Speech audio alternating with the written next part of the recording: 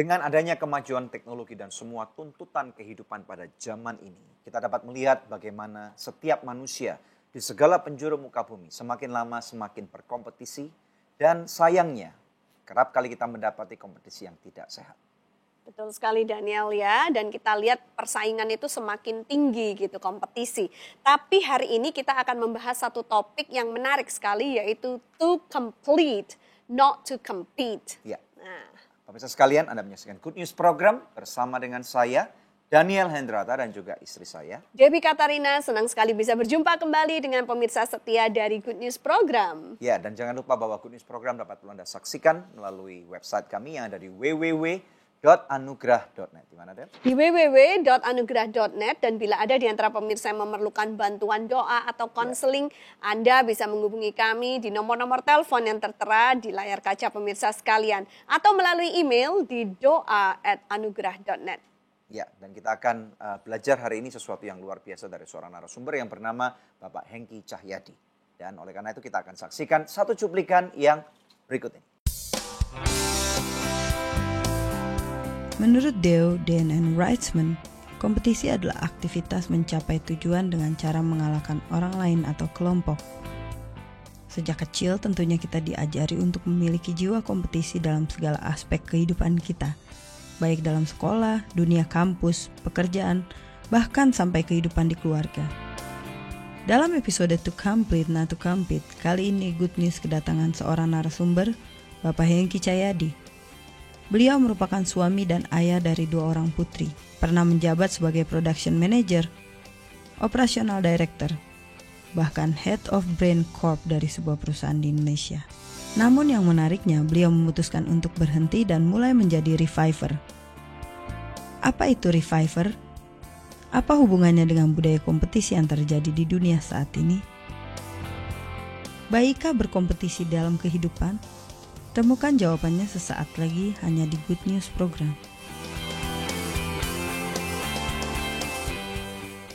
Ada satu pemikiran aja terbersit dalam pemikiran saya, tiba-tiba diberikan satu statement begini, competition is evil. Wah, saya kaget gitu ya.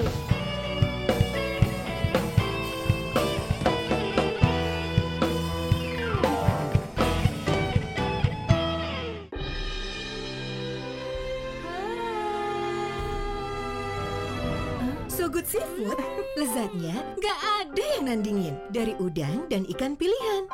Feel good, so good. Pasti So Good Spicy Wing. So Good Spicy Wing, enak bingit. Mau dong. Feel good, so good. Sayur apa yang besar?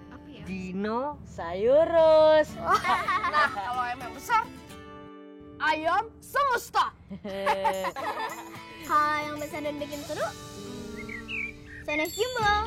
Baru sosis Sones Jumbo. Jumbo sosisnya, jumbo serunya, jumbo puasnya. Gimana? Seru? Apalagi kalau pakai sosis Sones Jumbo. Sones Jumbo, jumbo puasnya.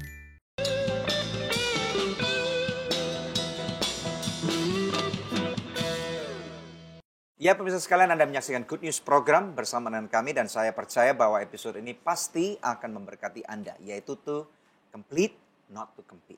Silakan, Deb. Ya, di studio telah hadir narasumber kita, Bapak Hengki Cahyadi. Shalom, Pak Hengki. Shalom, Bu. Selamat datang di Good News Program. Terima kasih. Ya, rupanya Deb, Pak Hengki ini kakak dari seorang narasumber yang pernah hadir di tempat kita juga. Oh ya. Chandra Cahyadi, Oh, pakar keuangan, wow. profesor muda gitu ya. Puji Oke, Tuhan. good. Nah, Pak Hengki, mungkin pemirsa di rumah banyak yang belum kenal sama Pak Hengki. Bisakah memperkenalkan diri terlebih dahulu? Iya. Jadi saya sendiri bekerja di corporate ya, satu korporasi yang cukup besar di Indonesia selama 16 tahun. Ya. Wow. Nah, selama 16 tahun ini memang saya memilih sejak awal saya nggak mau jadi eksekutif ya, tetapi saya menjadi seorang business coach. Nah, itulah mungkin satu keputusan yang membawa saya pada akhirnya menjadi mempunyai jalan hidup yang cukup unik ya. Kenapa Pak? Kok boleh tahu? Biasanya orang kan ingin mencapai posisi yang tertinggi, jadi CEO suatu perusahaan yang gede, gaji gede, fasilitas gede dan dipercaya sama owner daripada perusahaan itu kan impian daripada kebanyakan setiap manusia gitu. Ya, saya percaya satu hal ya, bahwa tidak ada yang terjadi itu sebuah kebetulan ya. Ya, Kehadiran saya di sini juga saya rasa juga bukan sebuah kebetulan. bukan Ya. kebetulan. Ada 3 hal persisnya ya, yang membuat saya cukup surprise gitu ya. Ya. Pada akhirnya kenapa saya bisa berada di sini. Pertama dari kata good news. Jadi 2 tahun yang lalu saya membuat sebuah akronim good news. Yang kedua, Pak Daniel memberi kepada saya itu sebuah buku, Be the Number 2. Oke. Ya. Ya. Jadi itu yang pertama, good news ya. Oh, oke. Ya, good news Ya, ini. ya. Nah, yang kedua adalah buku yang Pak Daniel kasih sama saya, Be the Number Ya. 2. Nah, tahun 2005 saya membuat sebuah akronim juga namanya Be the Number 2 for the Number 1. Oh, wow. Oke. Dan yang ketiga, saya membagikan satu hal ya, yaitu yang namanya holy discontent. Ya. Waktu itu holy discontent ya udah begitu aja kan, kita ketemu, tapi akhirnya Pak Daniel mengundang saya untuk hadir di Anugerah Fellowship ya, hari Kamis. Ya. Dan persis pada saat itu Bu Debbie membagikan namanya disappointment is his appointment. Ya, ya. Nah, sebetulnya ini 3 hal yang menurut saya benar-benar bukan sebuah kebetulan. Karena inilah salah satu yang saya memang benar mau bagikan ya kepada masyarakat Indonesia, khususnya kepada anak-anak muda ya. Saya pelajari bahwa saya bikin satu akronim DHA ya. DHA itu adalah satu molekul yang banyak dijumpai di mata, Ya. di hati, dan di otak. Ya. Dan bukankah ketidakpuasan itu juga banyaknya mulainya dari mata, dari hati, dan dari pikiran kita? Iya, Gitu. Betul. iya. Ya. Jadi saya melihat ini luar biasa ya. Tuhan Ya. mengorchestrate sedemikian sehingga saya bisa menemani Pak Senta. Akhirnya saya bisa mendapatkan 3 konfirmasi itu kenapa saya hadir pada saat hari ini. Puji Wow. Tuhan. Iya, iya. Wow. Jadi memang firman Tuhan sudah mengatakan orang benar langkah kakinya diatur oleh Tuhan. Ya, Ya, puji Tuhan. Ya, jadi Pak Hengki ini 16 tahun ya Iya. bekerja di bidang profesional sebagai business consultant, Business coach, ya. coach, tapi terus kemudian memilih untuk mendirikan sebuah yayasan ya, sebuah Iya. pelayanan, Iya. Human Strategic Capital for Indonesia. Iya, betul. Tell us about it, Pak. Apa ini maksudnya? ya jadi itu adalah tahun-tahun di mana sebetulnya saya juga nggak kepikir ya. Tetapi memang ada sebuah pengalaman di mana saya berpikir gini, saya merasa bahwa satu hari saya pasti nggak akan ada di corporate lagi gitu. Nah, tetapi itu Tuhan berikan itu lewat sebuah serentetan pengalaman. Ya. Ya, serentetan pengalaman di tahun 2007. Apa yang terjadi? Nah, pada tahun 2007 itu saya lagi nyetir nih sendirian. Ya, 2007 nyetir sendirian. Terus ada satu pemikiran aja terbersit dalam pemikiran saya, tiba-tiba diberikan satu statement begini, competition is evil. Wah, saya kaget gitu ya. Saya kaget, kenapa? Karena saya sendiri orang yang sangat Suka kompetitif. berkompetisi ya. Iya, iya. Jadi kan ada 3 kemungkinan menurut saya ya. Menurut logiknya kan ada 3 kemungkinan. Mungkin dari orang, human ya, atau saya sendiri ya, itu nggak betul ya. Karena apa? Karena saya senang berkompetisi. Berarti suara itu pasti bukan dari saya. Kemungkinan kedua dari setan. Dan ketiga dari Tuhan. Ya. Dan kita akhirnya kan dengan gampang bisa mengambil kesimpulan bahwa ini memang Tuhan yang berikan kepada saya. Betul. Ya. Nah, itulah turning point di dalam hidup saya, di mana akhirnya selama 13 tahun di tahun 2012 ya, 2012 selama 13 tahun pengalaman kerja, saya mendapatkan satu kayak apa ya, kristal kehidupan ya, itu satu lesson yang sangat berharga, sangat precious, yaitu to complete not to compete. Ya. Jadi itu adalah summary daripada pengalaman-pengalaman yang ada. Saya merasa Tuhan itu banyak memberikan kepada saya itu hal-hal yang unik. Artinya unik itu yang belum pernah ada sebelumnya, gitu. Nah, dan saya juga merasa bahwa saya nggak bisa menyimpan ini sendirian gitu. Pasti satu hari ini mesti saya bagikan gitu. Ya. Nah, jadi pada saat itu ada optionnya kan saya bikin perusahaan atau bikin yayasan gitu. Betul. Nah, dengan pengalaman, dengan perjalanan yang cukup panjang pergumulan, akhirnya saya memilih untuk bikin yayasan gitu. Karena kalau bikin bisnis akhirnya ya hasilnya ya uang lagi. Profit gitu ya. lagi. Nah, Ya. sedangkan Kalau kita bicara tadi Yesaya 61 ya, saya dapatnya Yesaya 62, tapi itu juga satu konfirmasi hari ini. Wow. Pas 2 hari sebelum hari saya berakhir, saya membuat akronim Good News itu. Dan saya rasa itu baru tadi saya di sini saya melihat bahwa wah ini sebetulnya benang merahnya. Jadi tugasnya saya sekarang membawakan good news. Amin. Nah, tetapi good news seperti apa gitu ya? Kita nggak bisa tiba-tiba langsung membawa good news bagaimana Kristus menjadi juru selamat untuk orang tersebut gitu. Betul, ya. Tetapi saya melihatnya kita itu harus memberikan good news secara apa ya? Bertahap begitu ya. Betul. Karena pemahaman orang berbeda-beda gitu. Nah, tetapi untuk membuat satu langkah yang cukup drastis dan radikal, berhenti dari dunia korporat dan kemudian bagaimana caranya Anda bisa meyakinkan istri dan anak-anak Anda bahwa ini adalah langkah yang tepat gitu. Iya. Ini pertanyaan menarik. Jangan jawab dulu, kita akan lewat yang satu ini. Ya, pemirsa ingin tahu lanjutan ceritanya seperti apa? Tetap stay tune bersama kami hanya di Good News Program. Dan award yang kedua itu khusus diberikan kepada kami dan diberi judul karena kita diberikan satu title menjadi Unique Learning Organization.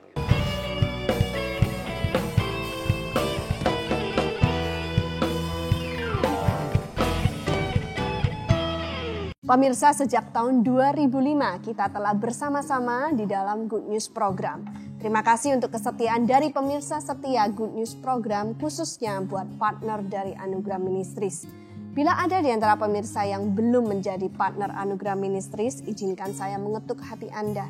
Mari sama-sama kita dukung Anugerah Ministries supaya bisa lebih banyak lagi pekerjaan Tuhan yang kita lakukan bersama-sama. Anda bisa menghubungi kami di nomor telepon yang tertera di layar kaca pemirsa atau memberikan taburan di nomor rekening yang tertera. Pemirsa, kami percaya taburan Anda berada di ladang yang subur dan akan membuahkan banyak hasil bagi pekerjaan Tuhan. Tuhan Yesus memberkati.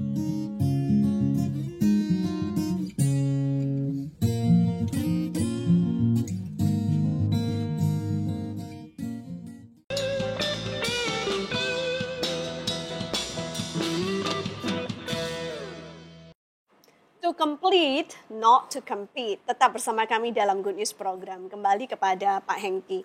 Jadi Pak, setelah bekerja 16 tahun, kemudian meninggalkan dunia usaha dan membuka pelayanan melalui yayasan itu, bagaimana reaksi dari istri dan anak-anak? Iya. Jadi esensi dari to complete, not to compete itu sebetulnya kita belajar mengenai keunikan.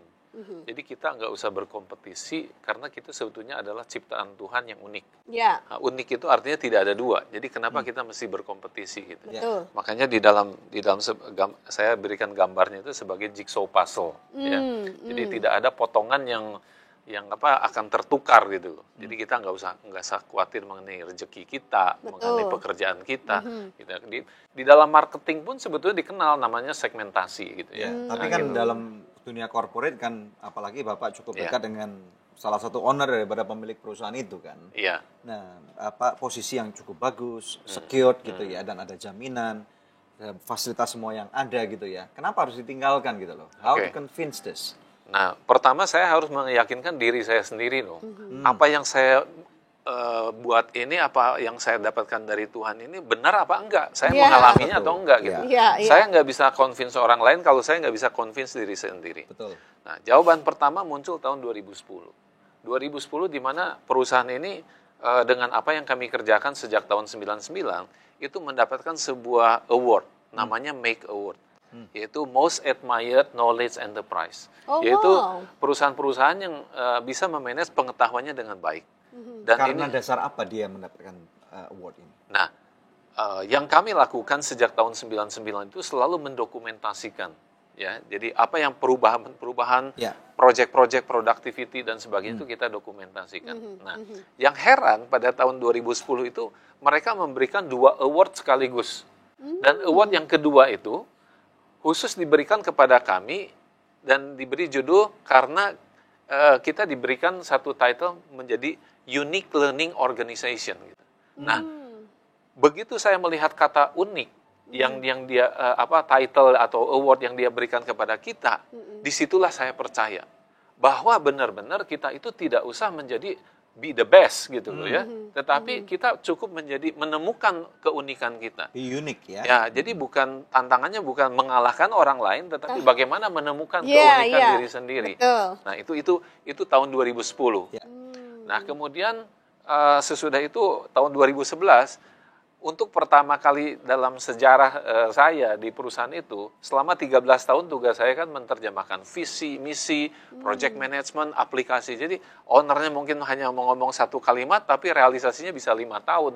Gitu. Nah, itu kita lakukan. Tetapi di tahun 2011 kita diberikan satu project CSR. Saya berpikir ya pasti ada maksud Tuhan. Gitu. Nah, jadi saya bilang apa? Oke, 5 roti 2 ikan kita apa? Ya kita bisa bicara, kita bisa memberikan satu training, ya pelatihan dan sebagainya. Ya akhirnya kita lakukan itu.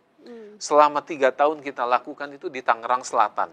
Ya, di Tangerang Selatan, tahun 2014 pihak korporat memberikan satu informasi untuk kita mengikuti satu award, namanya MDG Award, Millennium Development Goal. Itu program PBB yang banyak diadopsi oleh banyak negara ya. Nah, kita juga nggak tahu ada award semacam begitu. Tapi apa yang kita lakukan ya udah kita masukin aja. Dan surprisingly, maksudnya dari finalis itu ada 4 perusahaan finalis ya. Itu besar-besar perusahaannya, saya nggak usah sebutkan, tapi mungkin 100 kali lebih gede dari kita gitu. Tetapi satu-satunya award yang diberikan itu justru kepada kita gitu. Dengan satu award title inovasi terbaik bidang pendidikan gitu. Wah, jadi saya juga heran. Nah, persis 3 bulan sebelum award itu diberikan, saya memang memberikan satu keputusan bahwa saya akan fokus kepada dunia pendidikan. Nah, ini konfirmasi yang benar-benar real yang didokumentasikan dengan baik pada saat itu. Nah, itu tahun 2014. Nah, sesudah itu saya cari pemilik perusahaannya kan gitu. Saya melihat dengan 2 award ini saya merasa sudah komplit gitu. Terus apalagi yang mau saya cari? Bidang komersial sudah dapat, bidang sosial juga sudah ada, ya udah selesai kan. Nah, selama setahun itu nggak pernah bisa ketemu dengan ownernya gitu. Akhirnya di reschedule lagi, selalu ada alasan kenapa nggak bisa ketemu. Sampai akhirnya saya bilang gini, Tuhan saya udah nggak mau cari lagi nih. Karena apa? Karena saya merasa nggak berhasil terus gitu. Ya udah, kalau Tuhan memang mau memanggil saya sebagai reviver, ya kan? Saya mau ownernya yang cari saya gitu. Which is quite impossible pada saya. Tapi percaya atau enggak ya, setahun kemudian, persis tanggal 20 Mei 2015, itu pas hari kebangkitan nasional atau Revival Day, ownernya minta ketemu sama saya gitu pada tanggal itu. Jadi bukan saya yang pilih. Bapak nggak bilang, gue lagi sibuk nih. Tahun depan aja gitu ya. Jadi saya kaget sekali gitu. Kenapa? Karena pada bulan Agustus ya tahun 2012, saya memang mengambil keputusan untuk menjadi seorang reviver. Dan panggilan itu 3 tahun kemudian ketemu sama ownernya pas pada hari kebangkitan nasional atau revival day gitu. Nah, buat saya nggak bisa mundur lagi gitu. Saya nggak bisa. Apa yang dibicarakan oleh owner kepada Bapak? Ya, jadi kurang lebih kan dia menceritakan apa yang udah dilakukan. Terus apa lagi dia bilang yang bisa dilakukan. Saya kasih tahu yang ini. Ya, kelihatannya belum siap gitu ya kan. Nah, terus saya diberikan hikmat juga pada saat itu. Jadi saya bilang gini, Pak, kalau buat saya nggak usah khawatir, saya bilang gitu. Saya bisa dibayangkan kayak sebagai seorang kontraktor bangunan gitu ya. Kalau saya sudah selesai membangun, saya nggak akan tinggal di situ dong sebagai kontraktor. Pasti saya bangun yang lain lagi. Nah, saya nge-sense bahwa dia tahu apa yang saya maksud gitu. Jadi dia rilis saya juga. Pada saat itu? Iya. Tapi ya inilah akhirnya besok harinya kita celebrate malah gitu ya. Itu tanggal 20 Mei kan. Tanggal 21 Mei kita celebrate namanya Firewell. Bukan farewell tapi Firewell. Firewell. Jadi Firewell itu for Indonesia Revival Everywhere. I see. Ya, gitu. Wow. Good. Dan itu pada tahap itu berarti saya asumsikan istri Bapak dan anak-anak sudah mengetahui dan Sudah, sudah percaya kan hal itu. Jadi keputusan untuk itu sebetulnya diambil 2012. Jadi untuk memberikan peneguhan kepada istri, Anda dulu yang harus percaya. Intinya di sana ya. Oke, good. Kita akan take a break dulu Pak ya. Dan kemudian nanti setelah break, pemirsa sekalian, kita akan mendengarkan ada satu kelompok artis yang akan memberkati Anda. Dan kami percaya bahwa dalam topik ini akan menjadi berkat, menginspirasi Anda untuk melakukan sesuatu. Be unik, karena Tuhan punya panggilan yang unik untuk kehidupan Anda. Amen. Hanya di Good News Program. Sampai kapanpun tak tergoyahkan, karena Yesus selalu menopang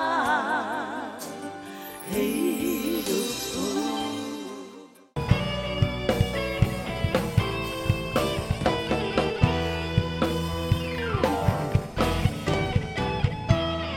Takkan pernah ku bawa selain yang terbaik. Selamanya ku kan selalu menyembahmu.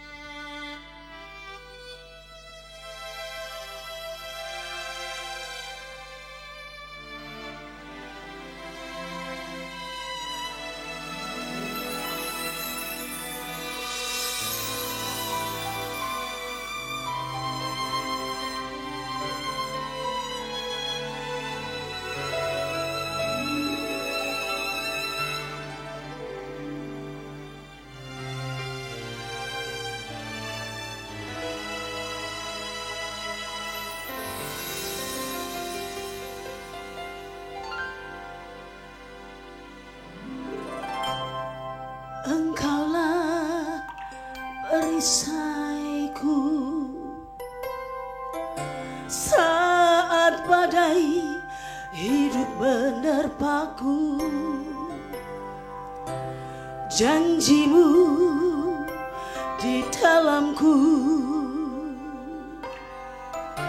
pulihkan jiwaku. Ku kan berdiri di tengah badai dengan kekuatan yang Kau berikan. Sampai kapanpun ku kan bertahan, karena Yesus selalu menopang hidupku.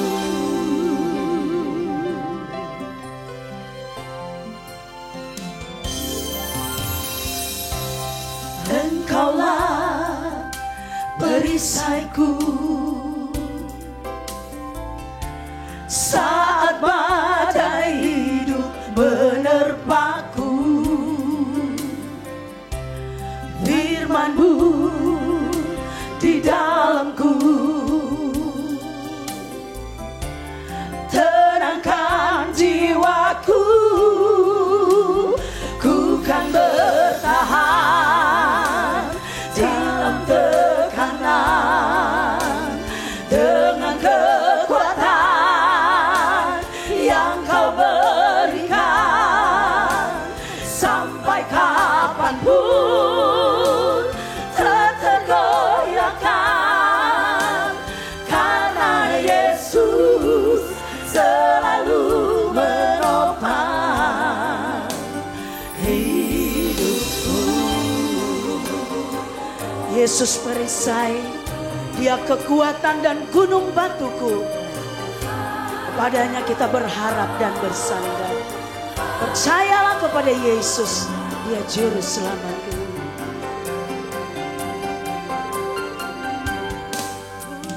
Ku kan berdiri di tengah badai dengan kekuatan yang Kau berikan.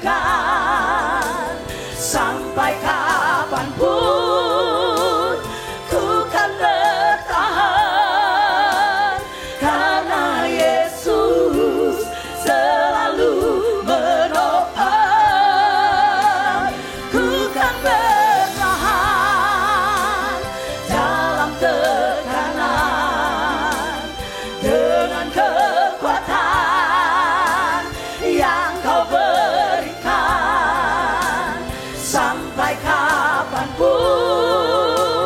tak tergoyahkan, karena Yesus selalu menopang hidupku.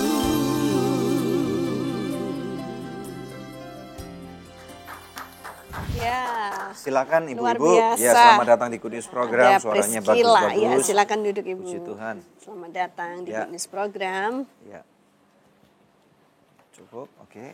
Mungkin bisa geser satu sih. Ya, boleh. Ya, puji Tuhan. Oke.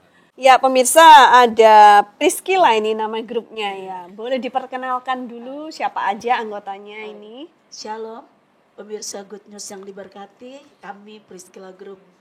Nama saya Eni Orpa. Nama saya Eli Rahel. Ya, dan saya Febelu Mempo. Ya, jadi ibu-ibu ini tergabung dari satu kelompok gereja. Iya. Oke, dan ibu yang mengepalai.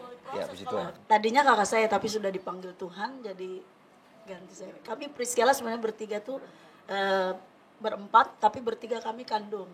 Yang satu saudara dalam Tuhan. Oh, oke. Oh, makanya ibu yang ini dengan ibu yang itu mirip ya? Iya. Oh, oke. Satu yang sudah dipanggil Tuhan. Iya, iya, puji Tuhan, puji Tuhan. Bisa cerita nggak dari latar belakang terbentuknya kelompok ini, musik ini atau lagu ini? Sebenarnya yang membentuk kami dulu Priscilla Vocal Group dari pertobatan kakak saya yang meninggal. Dia itu dari penyanyi atau pemain musik wanita terkelompok dalam grup dangdut. Namanya Ken Dedes. Oh, oke. Nah, tapi sebelumnya kemudian? mereka dalam grup namanya, sesudah Ken Dedes dia bertobat. Iya. Akhirnya dia memanggil kami, ya KKD terbentuklah kami. Tapi sebelum Priscilla ada namanya grup Torsina. Torsina, Iya. oke. Jadi lagu-lagu lama itu karena mereka bukan saudara jadi kan terpisah-pisah, tidak bertahan lama akhirnya. Iya. Terbentuklah kami saudara. Iya, iya. Sudah berapa tahun terbentuknya Priscilla ini? Kami terbentuk sejak tahun 82 ya. 82? Wow. Oh, wow. Dari yang kecil-kecil masih remaja sampai sekarang udah. Iya, iya, iya. Berarti bukan cuman ini, sudah ada yang punya cucu nih kira-kira nih? Ada, berapa ibu cucunya bisa ini? Cucu saya ada 8. Wow, wow, 8. Jadi dari remaja sampai udah menjadi nenek ini masih menyanyi bersama-sama ya, puji Tuhan. Ya, ya. Apa yang terus membuat ibu-ibu ini terus bersama-sama bisa satu kelompok dan kemudian bisa terus selama bertahun-tahun ini melewati berbagai macam musim-musim yang berbeda? Kami punya satu visi ya bersama, yaitu ya kami ingin selalu melayani Tuhan. Karena Priscilla itu diambil dari satu kisah tentang Priscilla yang mendukung pelayanan dari Rasul Paulus. Ya, dia kan seorang wanita. Kebetulan orang tua saya juga dia orang beriman, dia kasih nama udah Priscilla aja karena Priscilla mendukung pelayanan Rasul Paulus. Jadi kami kan tergabung dari perempuan-perempuan, jadi maka terbentuklah itu. Dan satu visi kami ya untuk memuliakan nama Tuhan dan jadi berkat. Ya kita kan nggak bisa misalnya pergi atau berkhotbah pada waktu itu, tapi ya lewat nyanyi lah yang Tuhan kasih talenta karunia. Menarik. Lihat sekarang pada zaman sekarang kan banyak tuh artis-artis muda tuh. Iya. Dibandingkan dengan ibu dulu, perbandingannya zaman sekarang dengan zaman itu apa bedanya yang ibu banyak lihat? Ya ada sisi positif dan negatifnya ya. Kalau sisi positifnya ya kan semakin lebih baik lagi karena kan banyak hal yang menopang untuk dia menjadi penyanyi. Kalau sisi dari negatifnya ya mungkin serba instan gitu, gampang ya. Tapi kan kalau kita dulu melalui proses, kalau rekaman aja ulang-ulang berapa kali, nggak bisa kayak sekarang, mungkin agak lebih mudah ya digital. Pakai ini ya diedit gitu gampang. suaranya. Kalau sana kan enggak. Kalau sana satu lagu bisa 1 hari ulang balik. Oh gitu sampai sempurna kalau dulu ya. Iya. Tapi melewati itu ternyata sampai hari ini ya kita masih ada, itu semua karena anugerah Tuhan. Puji Tuhan. Maju terus buat ibu-ibu. Terima kasih ya sudah berkarya buat Satu Tuhan. lagi, Ya, silakan. Saya sebagai penonton yang setia ya dari acara Good News. Oh gitu. Saya berdoa gini, Tuhan, kapan ya sekali-sekali saya bisa di acara itu? Wah, luar biasa. Benar, saya berdoa juga. Saya bilang, Tuhan, bagaimana caranya? Ternyata ada cara Tuhan. Jadi hari ini adalah hari yang bahagia buat kami bisa. Puji Tuhan. Ya, suatu kehormatan buat kami ibu-ibu yang sudah Sama ini saya juga. banyak pengalaman untuk bisa tampil di acara Iya, ini iya. dan menjadi berkat buat banyak pemirsa Good News. Ibu Gembala juga. Oh, oke. Terima Ya, kasih ya, buat puji Tuhan. kesempatannya ya, Ya, buat ya. Ibu Debbie, buat Pak Ya, terima Daniel. kasih, Udah Bu bukan Eni. hal yang saya selalu lihat semua acaranya, saya selalu ikutin. Coba, aduh, puji Tuhan ternyata hari ini bisa. Kalau gitu bersama-sama. salam untuk Pak Gembala Puji dan Tuhan. juga untuk seluruh jemaat yang dilayani ya. Iya, Senang terima sekali kasih. untuk ketemu langsung dengan Ibu. Puji Tuhan. Ya, Ya. puji Tuhan. Ya. Nah, pemirsa, ini saatnya kuis yang selalu dinantikan oleh pemirsa sekalian. Ya, pertanyaannya adalah kenapa grup ini diberi nama Priscilla? Anda bisa mengirimkan jawabannya melalui SMS ke nomor HP yang tertera di layar kaca pemirsa sekalian atau melalui email ke quiz@anugerah.net. Maka kepada 5 orang pemenang terpilih, kami akan mengirimkan masing-masing sebuah CD Engkaulah Perisaiku, persembahan dari Priscilla. Pemirsa tetap stay tune bersama kami akan kembali lagi dalam Good News program. Ya, pertanyaan Pak Daniel saya rasa mewakili banyak pemirsa di rumah juga Ya. gitu ya kan. Karena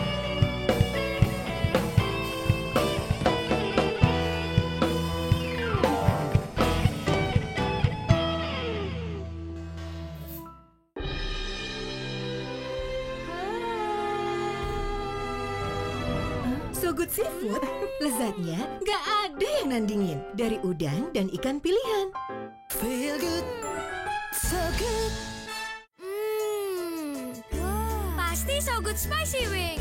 So Good Spicy Wing, enak bingit. Mau dong. Feel good, so good. Sayur apa yang besar?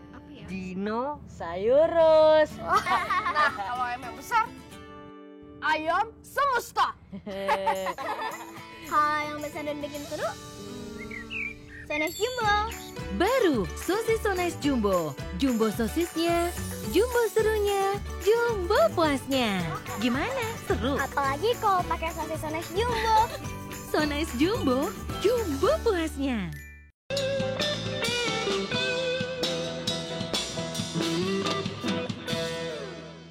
Masih bersama kami dalam Good News program To Complete, Not to Compete. Oke, kembali kepada Pak Hengki Cahyadi. Pak, bisa dijelaskan apa saja yang selama ini sudah dilakukan baik oleh Bapak maupun oleh Ibu ya dalam pelayanan yayasan ini?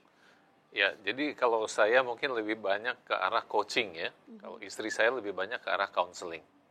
Jadi orang kan banyak mempunyai masalah ya. Nah, masalah ini memang harus diberesin dari sisi individunya sendiri. Ya. Nah, setelah dia dipulihkan, nah kemudian kita harus membawa dia kepada purpose of life-nya, ya, calling-nya, uniqueness-nya seperti apa.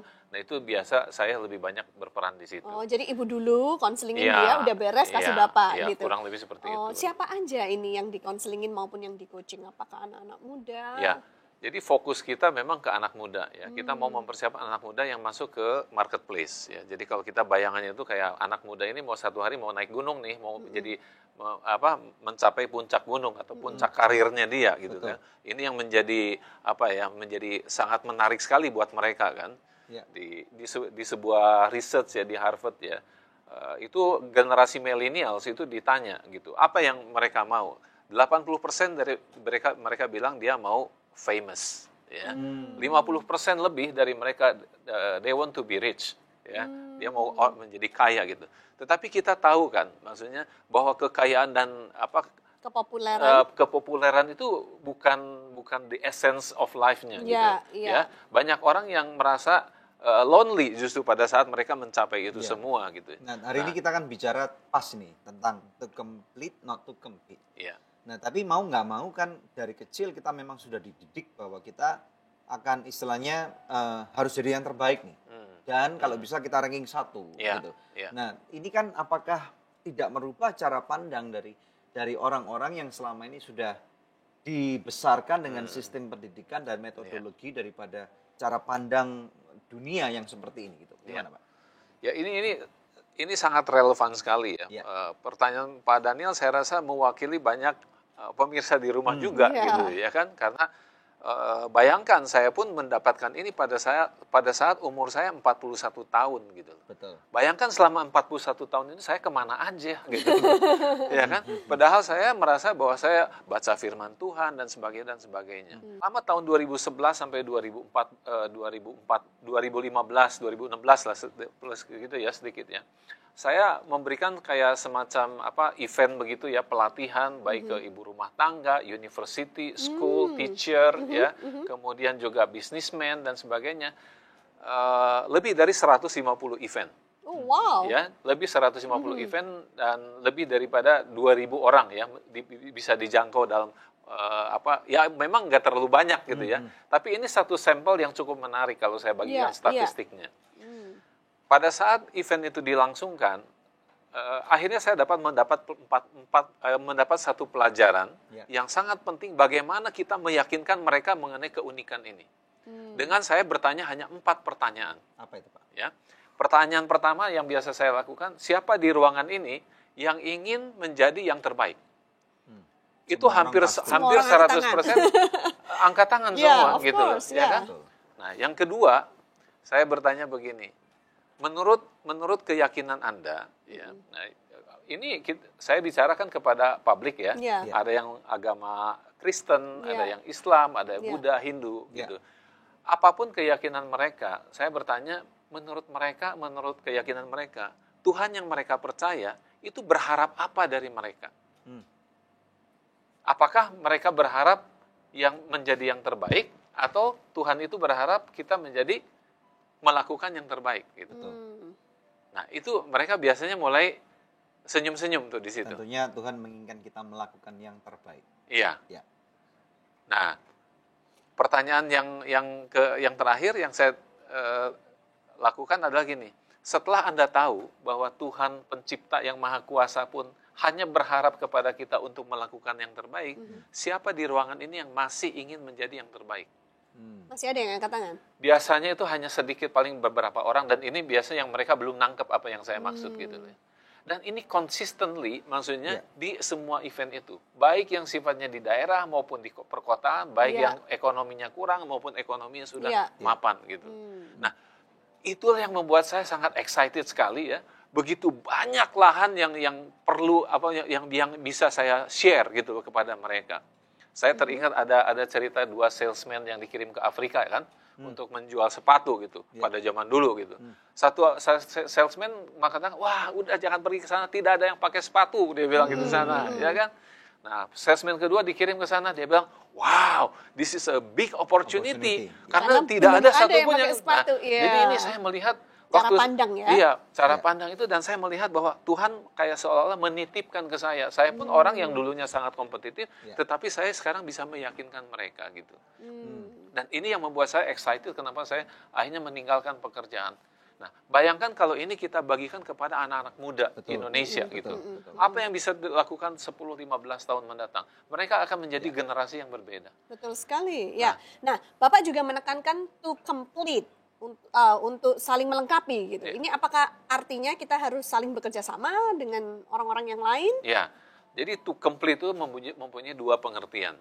To complete yang pertama itu tuntas, finish sampai akhir gitu. To complete.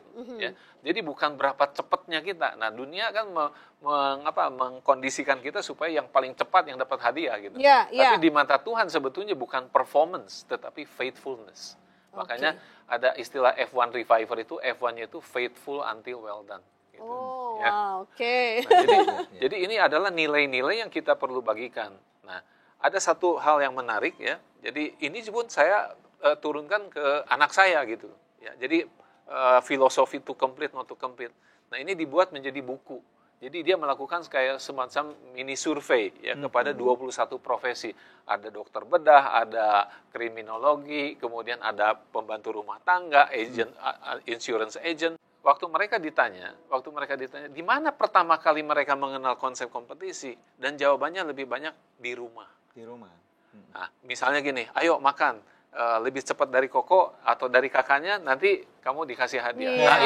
Nah, ini kan sebetulnya spirit kompetisi yang tidak sadar kita introduce. Atau dibanding-bandingkan sama sepupu Iya, gitu kan. Tuh iya. lo sepupu kamu lebih Iya, pintar, iya, lebih betul, jago betul. gitu. Nah, tapi Pak, kalau misalnya anak masih kecil gitu ya, Iya. menurut Bapak, Iya. apa yang harus dilakukan supaya orang tua bisa menyalurkan cara pandang yang benar kepada anak, bukan supaya untuk menjadi yang terutamanya, tetapi kalau anak-anak kecil kan kadang-kadang ada yang memang suka makan sampai gendut, ada yang misalnya anak saya kadang-kadang suka makan, kadang-kadang nggak suka makan. Kira-kira apa yang bisa dilakukan menurut cara pandang Pak Hengki? Ya, salah satu yang Sebentar, mereka Pak, kita akan break dulu aja. Ya. Kita nanti akan pandang ini ya, kita akan masuk ke sana. Oke, pemirsa sekalian, jangan kemana-mana. Ini pertanyaan yang penting sekali. Seringkali orang tua yang tanpa sadar yang menjerumuskan anak untuk bukan to complete, bukan menjadi unik, tetapi berkompetisi. Hanya di Good News Program. satu bagian di situ. Itu perlu menemukan, Iya. itu tentunya nggak mudah menemukan keunikan setiap anak. Betul. Makanya kenapa tidak dianjurkan kita untuk terus bertambah, berkembang kalau kita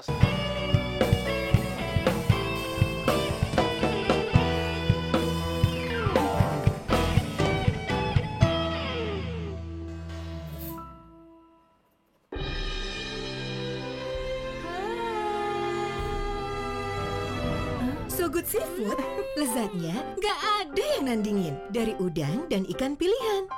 Feel good, so good. Pasti So Good Spicy Wing. So Good Spicy Wing, enak bingit. Mau dong. Feel good, so good. Sayur apa yang besar? Dino Sayurus. Nah, kalau ayam yang besar, ayam semesta. Kalau yang besar dan bikin seru, Sones Jumbo. Baru sosis Sones Jumbo. Jumbo sosisnya, jumbo serunya, jumbo puasnya. Gimana? Seru? Apalagi kalau pakai sosis Sones Jumbo. Sones Jumbo, jumbo puasnya.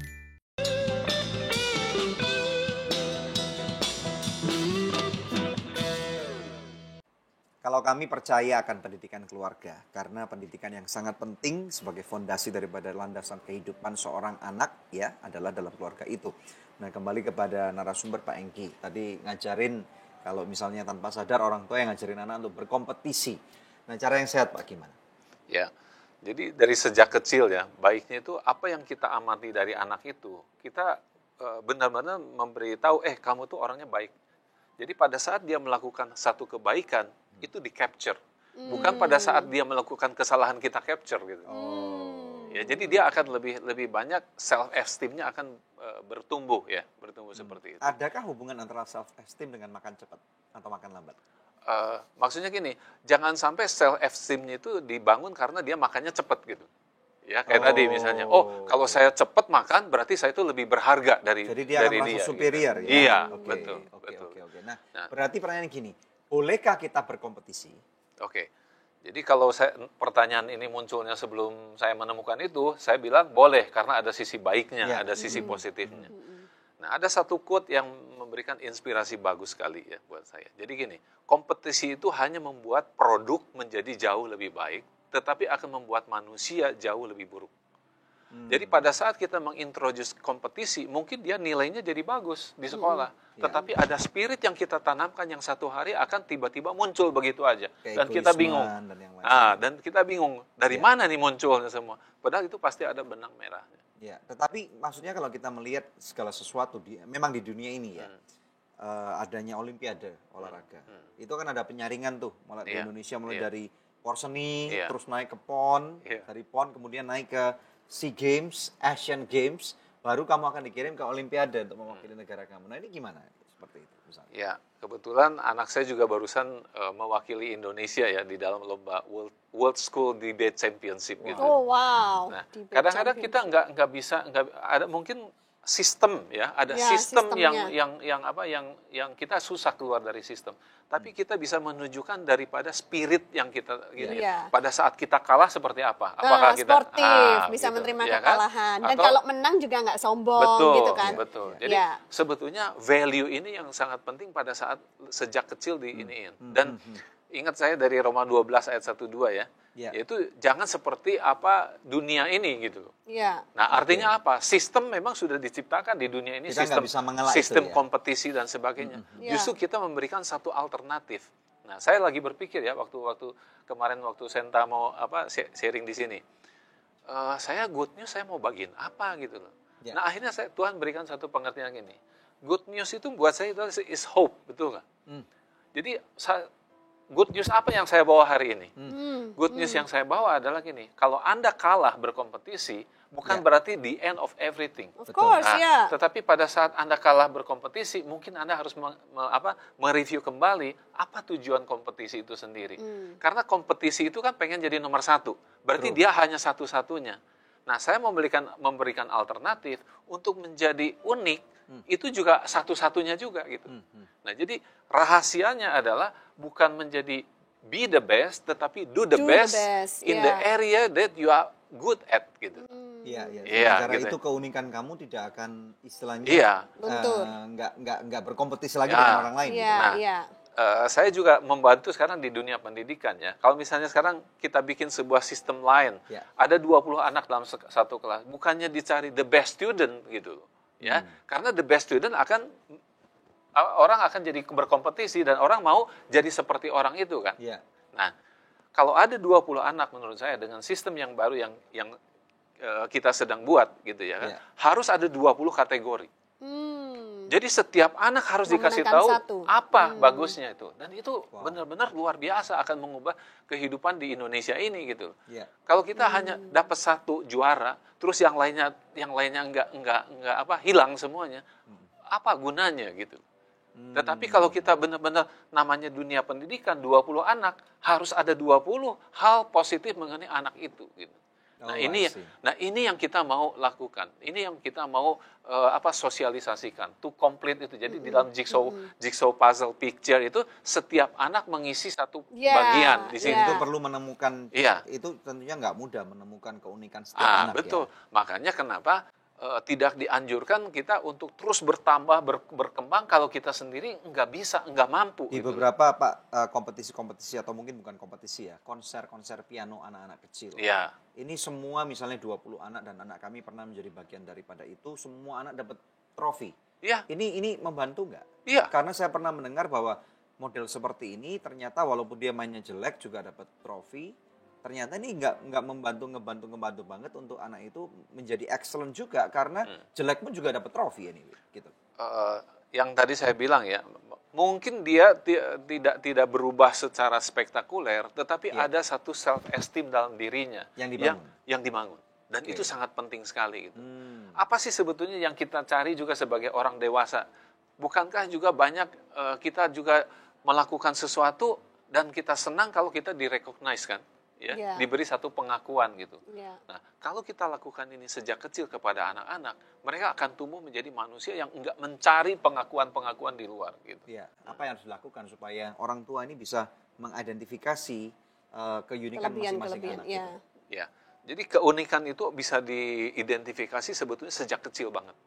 Jadi dia hobi apa, senang apa dan sebagainya. Nah, dia dibantu untuk menemukan keunikan-keunikan. Kalau misalnya kita bawa di mall, misalnya jalan ya, ada anak yang senang nanti apa ya, misalnya mainan apa. Nah, kita pikir sebetulnya di belakang ini dia pasti ada satu keunikan yang sedang dia cari sebetulnya. Dia senangnya ke alat musik, dia senangnya ke mana dan sebagainya. Itu bisa diobservasi. Jadi saran saya jangan membandingkan. Pertama. Ini dulu ya. Jangan membandingkan, don't compare gitu ya satu. Tetapi diberikan satu pengakuan, dia hebatnya di mana, dia senangnya apa, ya udah di situ. Dan selalu diajak ini, jangan berkompetisi siapa yang lebih hebat. Ajarkanlah mereka harus bersatu untuk mencapai sesuatu yang lain, yang lebih besar. Good, Contoh misalnya ya, kompetisi itu kan sekarang orang lawan orang, ya kan, perusahaan lawan perusahaan dan sebagainya. Tapi sebetulnya yang jadi salahnya pemikirannya adalah gini. Salah mendefinisikan siapa musuhnya itu. Who are the enemy? Nah, enemy-nya mestinya yang namanya penyakit, kebodohan, itulah musuh kita gitu loh. Jadi selama misalnya ini baik di pelayanan maupun sekolah mencapai tujuan untuk mengalahkan kebodohan, ya kan, untuk meniadakan penyakit, ya berarti kita pada jalur yang sama gitu. Jadi kita nggak usah berkompetisi. Good. Oke, kita akan take a break dulu ya. Seorang mahasiswa yang beberapa saat yang lalu meminta bantuan doa dari Good News Program, ya mahasiswa ini dari Nusa Tenggara Timur. Setelah kami doakan, beberapa saat kemudian dia kirim SMS kembali dan berkata, "Shalom Bapak dan Ibu, saya bersyukur buat kebaikan Tuhan karena pada bulan Juli saya telah mengikuti ujian skripsi dan sekarang nilainya sudah didapatkan nilai A. Terima kasih, puji Tuhan, Bapak, Ibu, saudara-saudari sekalian. Masih adakah di antara Anda yang memerlukan bantuan doa atau konseling? Anda bisa menghubungi kami di nomor-nomor telepon yang tertera di layar kaca pemirsa sekalian. Sebab tim konseling dan doa kami siap untuk membantu Anda. Tetap bersama kami hanya di Good News Program. Kehidupan Anda yang berbuah bukan berarti seberapa hebat Anda jadinya, seberapa besar pohon kepribadianmu yang dapat engkau bangun, bukan berapa besar, berapa kaya, berapa sukses dirimu, tetapi berapa banyak orang yang dapat Anda ciptakan semahir Anda.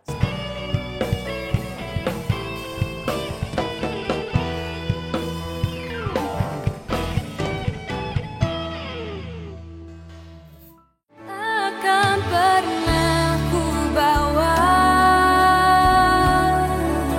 selain yang terbaik. Selamanya ku kan selalu menyembah.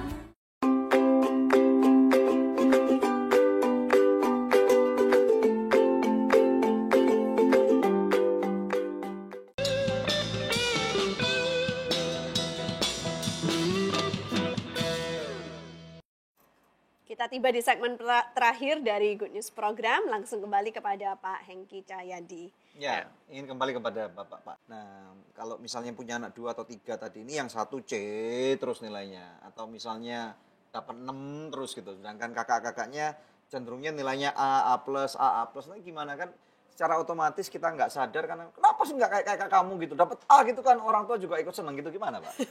Kita sebetulnya melatih anak kita atau mendidik anak kita, basically kita menurunkan apa yang kita dapat dari orang tua. Dari orang tua kita, gitu. ya. Nah, orang tua kita hanya tahu bahwa kalau dia pendidikannya bagus, dia masa depannya cerah gitu.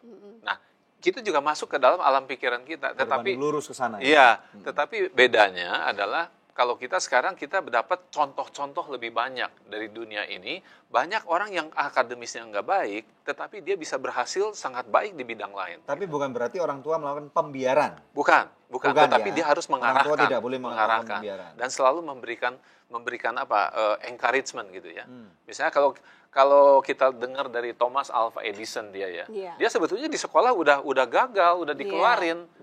Tetapi orang tuanya, ibunya justru percaya sekali dia akan menjadi orang hebat. Nah, ini yang akhirnya mendorong dia bahkan menjadi penemu listrik. Salah satu penemu terbesar. Iya, gitu. Nah, jadi dengan contoh-contoh yang kita dapatkan dari sosial media, kita sebetulnya harusnya lebih berpengetahuan lebih luas gitu. Ya kan? Ada wisdom yang lain gitu. Contoh jadi, ada orang pernah posting ikan nggak mungkin disuruh pintar manjat pohon. Iya, betul. Gitu betul. Multiple intelligence. Monyet nggak mungkin suruh pintar berenang gitu. Betul. Jadi intinya introduce uniqueness since early in the childhood. Jadi to complete, but not to compete, rangkuman yang bisa kita rangkum adalah nomor 1 menemukan keunikan. Nomor 2 tentunya di dalam menemukan keunikan ini perlu bimbingan dari orang tua atau orang-orang yang lebih pintar dari kita atau yang punya pengalaman dengan orang-orang yang sama nilainya. Dan tentunya nomor 3, kalau misalnya anak-anak perlu bantuan mungkin tidak bisa dilakukan pembiaran, tapi mungkin orang tua harus berkaca juga nih, kenapa anak saya dapat C ya, maka mungkin ini salah satu bentuk protes orang tuanya nggak pernah di rumah misalnya. Ya butuh kasih sayang, butuh perhatian. Atau nurun orang tuanya dulu juga banyak dapat C. Juga bisa seperti itu ya, genetika kalau itu repot. Ya oke, terus udah ya, berarti salah satu daripada 3 ini bisa cukup ya. Dan kemudian kita akan pertajam terus. Oke. Well, Pak Hengki, terima kasih. Kami sangat diberkati, unik sekali dari apa yang Bapak jabarkan kepada kami. Kami percaya ini akan jadi berkat. Ya, oke.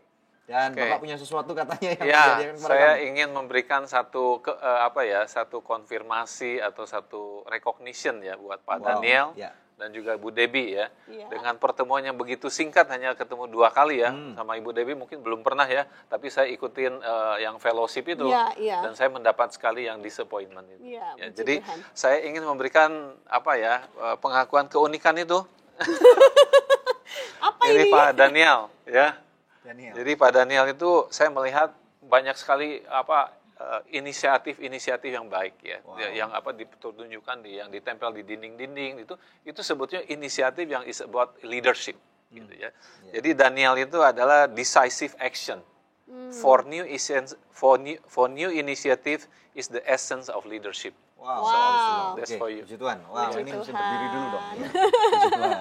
Terima kasih. Ya, satu lagi Ibu Debbie ya. Terima kasih Pak Engki, terima kasih. Mudah-mudahan saya Malah kami benar. yang dikasih. Mudah-mudahan saya benar menerjemahkan keunikannya. Oh benar Nama Pak, Tuhan benar. dipermuliakan, ya. Benar Pak. Kalau istrinya bilang benar, pasti Iya. benar. Dia leader banget, visioner banget Oke, memang. kalau ini benar nggak Pak? Tunjukin contekannya dulu. Saya dapat sekali dari Ibu Debbie mengenai waktu kemarin ikut fellowship-nya ya. Iya. Jadi konsep yang saya sharing dengan Pak Daniel mengenai holy discontent diterjemahkan dengan sangat baik menjadi disappointment equal his appointment. Ya, Praise the ya. Lord. Nah, Ya, mungkin puji Tuhan. ibu aja yang bacain. Coba. Disappointment eliminates the blessing and the best of you, chosen and appointed to take care his appointment, resolving issues with no argumentation. Wow, ini nama panjang lagi Debbie Katarina. Ini susah banget bikinnya. Panjang Terima soalnya. kasih. Thank you, Pak. Terima kasih. Oke, kita Thank you duduk so dulu. much Pak. Wow, Ya. ini satu perjumpaan yang Luar menarik biasa. sekali, berkesan sekali ya. Oke, puji Tuhan. Pemirsa sekalian, mari kita lihat dalam firman Tuhan yang akan kita lihat bersama-sama daripada kitab Efesus pasal yang kedua. Ini menarik dan akan berselaras dengan apa yang tadi kita udah dengarkan dan pelajari.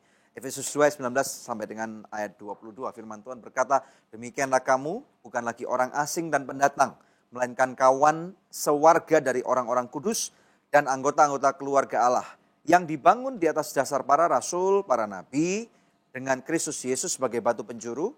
Di dalam Dia tumbuh seluruh bangunan rapi tersusun menjadi bait Allah yang kudus di dalam Tuhan. Di dalam Dia kamu juga turut dibangun menjadi tempat kediaman Allah di dalam Roh. Kita harus menemukan apa yang menjadi panggilan, ya. Jadi Anda ke gereja, Anda pergi ke persekutuan doa, Anda mendengarkan khotbah-khotbah. Salah satu esensi saya percaya yang sering kali dikhotbahkan adalah temukan panggilan kamu. Nah, ini berbicara sebenarnya bukan adalah mengenai keunikan. Nah, sayangnya kita sudah tinggal sangat lama di dunia ini, ya, sesuai dengan usia kita, kemudian dilatar belakangi dengan kultur budaya, kesukuan kita, ya, bagaimana orang tua kita membesarkan kita, kota di mana kita berasal, ya. Saya tinggal di kota Jakarta, puji Tuhan sudah 12 tahun ini. Sebelum kami pindah ke kota Jakarta, kami melihat, ya, ini bagi orang Jakarta yang tersinggung, mohon maaf nih. Saya melihat orang Jakarta ini dulu nih, 13 tahun, 15 tahun yang lalu saya melihat orang Jakarta itu egois banget gitu ya. Kalau misalnya ada teman atau keluarga gitu ya, yang pergi ke Jakarta mau dititipin barang untuk cari barang ini, cari barang itu, atau mau kirim barang ke rumah teman gitu ya, atau ambil barang, kok nggak mau gitu loh. Ya, saya tersinggung banget seringkali pada waktu itu, sebelum saya tinggal di Jakarta. Saya tidak mengerti gitu ya, tetapi kemudian pada waktu setelah saya pindah ke Jakarta, saya baru mulai nangkep, ngerti gitu loh ya. Kenapa orang Jakarta kok jadi begitu egois? Karena sekarang tanpa sadar, saya juga dibentuk dengan pola kebudayaan, hidup kesukaran, dengan pola yang sama, gara-gara apa? Macet gitu ya. Jadi ini yang terjadi. Memang menemukan keunikan ini tidak gampang gitu. Tetapi di sini firman Tuhan mengatakan, ayat 19 sangat penting sekali. Demikianlah kamu, saudara, Anda bukan lagi orang asing dan pendatang, melainkan kawan sewarga dari orang-orang kudus dan anggota keluarga Allah. Ini berbicara mengenai pada waktu Anda dalam satu organisasi, dalam satu perusahaan, dalam satu keluarga. Jadi fokus mengetahui bahwa kita ini ada di sini bukan untuk saling menjatuhkan. Bukan untuk tujuannya menjadi nomor satu. Tujuannya menjadi pemimpinnya. Bukan masalah itu. Pemimpin dipilih oleh Tuhan. Tetapi pemimpin memang betul karakteristiknya harus dibina, diasah, dibangun gitu ya. Dan memang ada orang-orang yang memang secara natural, lebih natural saya katakan, bukan secara natural ya. Lebih natural, mereka lebih lebih fluid gitu ya, lebih luas dalam memimpin. Ini lebih enak sekali kalau kita dipimpin dengan orang-orang yang lebih luas, tidak menjatuhkan mental seseorang, tidak mengintimidasi. Ini akan orang-orang seperti ini ingin sekali melihat orang-orang yang dipimpinnya untuk bisa bangkit mencapai potensi yang tertinggi. Nah, alangkah baiknya kalau Anda para pemimpin tidak lagi berusaha mengintimidasi orang yang Anda pimpin, tetapi Anda berusaha untuk mencari keunggulan-keunggulan, hal-hal positif apa yang dimiliki oleh orang-orang yang Anda pimpin. Anda dalam perusahaan juga seperti itu, khususnya di dalam rumah tangga juga seperti itu. Sehingga pada waktu orang-orang yang Anda pimpin, ini akan menemukan jati diri dan keunikan yang terbaik. Dan mereka bisa menjadi fluid, seluas seperti yang Anda kehendaki dan mereka menjadi terbaik. Maka posisi Anda sebagai seorang leader itu secure gitu ya. Dan pada waktu kita sering kali dalam Good News program, saya juga berbicara tentang berbuah. Kehidupan Anda yang berbuah bukan berarti seberapa hebat Anda jadinya, seberapa besar pohon kepribadianmu yang dapat engkau bangun, bukan berapa besar, berapa kaya, berapa sukses dirimu, tetapi berapa banyak orang yang dapat Anda ciptakan semahir Anda, sehebat Anda di dalam kapasitas yang Tuhan sudah percayakan kepada Anda. Jadi di sini dikatakan kita ini adalah bangunan yang tersusun rapi. Masing-masing kita seperti suatu bangunan besar, masing-masing saudara dan saya, kita adalah batu batanya. Masing-masing batu bata. Di rumahmu ada batu bata, yaitu suami, istri, dan anak-anak. Walaupun Anda para pemimpin, Anda cuma batu bata menurut firman Tuhan ini. Dan Kristus Yesus, batu penjuru itu loh, cornerstone, yang mengikat bangunan-bangunan batu bata satu ini, sehingga tersusun rapi dan kuat dan tidak gampang goyah, tidak gampang hancur. Sehingga masing-masing batu bata tidak boleh dan tidak perlu untuk saling mengatakan, batu bata saya lebih bagus dari kamu, saya lebih pintar, saya lebih tajam, saya lebih presisi 90 derajat. Enggak bisa seperti itu pemirsa sekalian. Tetapi kita masing-masing menemukan keunikan kita. Jadi selamat pada waktu Anda sudah menerima konsep ini dengan baik. Sehingga nanti pada waktu hari Minggu Anda bisa khotbahkan ini di gereja Anda. Dan mulai bangun jemaatmu. Bukan lagi mencari jemaat yang paling kaya, bukan mencari jemaat yang paling bertalenta, tetapi spot talent gitu ya. Anda sebagai gembala kalau Anda menyaksikan acara ini, Anda pun dapat mendorong jemaat yang Anda pimpin untuk mengerti talenta-talenta Anda, apa yang jemaat Anda punya. Kemudian bangun kehidupan mereka dengan sana. Ciptakan orang-orang kaya baru di gereja Anda. Ciptakan orang-orang pintar baru di gereja Anda. Ciptakan pemain pemusik yang handal di gereja Anda. Sehingga Anda nggak perlu cari jemaat orang lain. Anda bangun jemaat itu sendiri dan Anda sebagai pemimpin akan secure. Sehingga jemaatmu pasti akan loyal. Ya, dan nama Tuhan dipermuliakan. Dan kalau orang itu akan dipakai Tuhan di tempat lain, berkati mereka karena Tuhan punya musim dalam kehidupan mereka. Nah, saya percaya inilah panggilan Anda. Panggilan saya sebagai anak-anak Tuhan bahwa kita dipanggil untuk memperlengkapi, bukan untuk berkompetisi. Maukah Anda to complete but not to compete? Kalau Anda tertantang untuk hal ini, mari kita berdoa bersama-sama. Bapa dalam nama Tuhan Yesus Kristus, kami berdoa untuk setiap pemirsa Good News. Mereka yang menerima konsep ini, Tuhan kami menyerahkan mereka dalam nama Yesus. Engkau lawat mereka, para leader Tuhan, para gembala-gembala, para pemimpin perusahaan, orang tua, para pemimpin kelompok sel, untuk mereka boleh mengidentifikasi dengan benar. Dalam nama Yesus, aku melepaskan hikmat dan berkat yang tercurah. Dalam nama Yesus di dalam kehidupan saudara.